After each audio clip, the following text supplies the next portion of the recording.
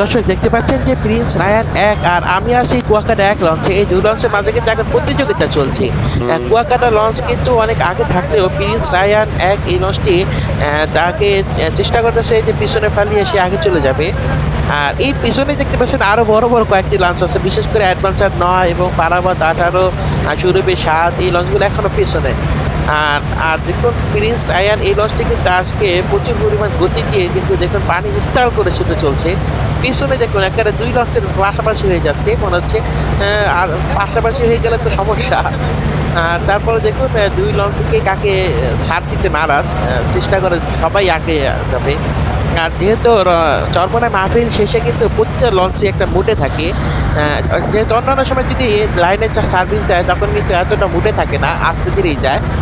কিন্তু এই দিনের বেলা কিন্তু যাত্রীদের একটা আনন্দের একটা মুহূর্ত কাটে যখন একেকজনের লঞ্চগুলো প্রতিযোগিতা দেখে। দেখুন লঞ্চের নিচে তাকিয়ে দেখুন পানিগুলো একটা উত্তাল করে সাদা করে ফেলতেছে।